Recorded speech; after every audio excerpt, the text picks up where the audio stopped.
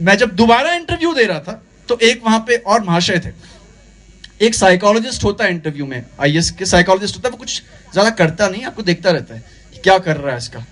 तो सवाल पूछते पूछते पानी के ऊपर, उत्तराखंड के ऊपर, हॉबीज के ऊपर, उन्होंने पूछा कि mister Rawat what is zero.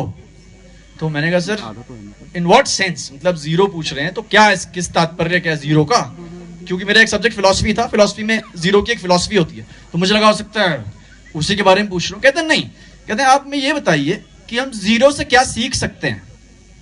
तो मैंने कहा सर हम जीरो से ये सीख सकते हैं कि हमें जिंदगी में मल्टीप्लाई करना चाहिए, क्योंकि जीरो को किसी नंबर के आगे लगा दो तो उसका 10 गुना हो जाता है, 1 10 बन जाता है, 2 20 बन जाता है, 3 30 बन जाता है। Is it very good, very nice. और क्या हम जीरो से सीख सकते हैं?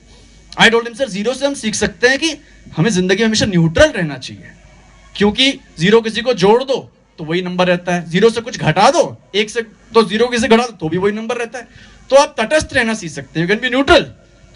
Was very happy. और क्या सीख सकते हैं?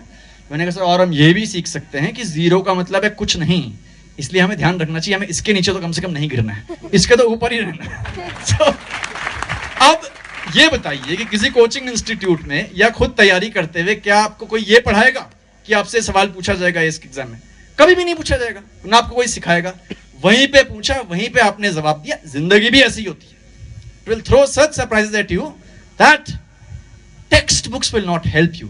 That is the reason I value these performances so much, कि लाइफ में जो आपको स्ट्रेंथ मिलती है वो इससे ही मिलती है, एक्सपोजर से मिलती है। मुझे इतना बोलने का शौक है, यूथ से बोलने का इसीलिए शौक है कि मैं आपकी एनर्जी अपनी तरफ ले लेता हूं।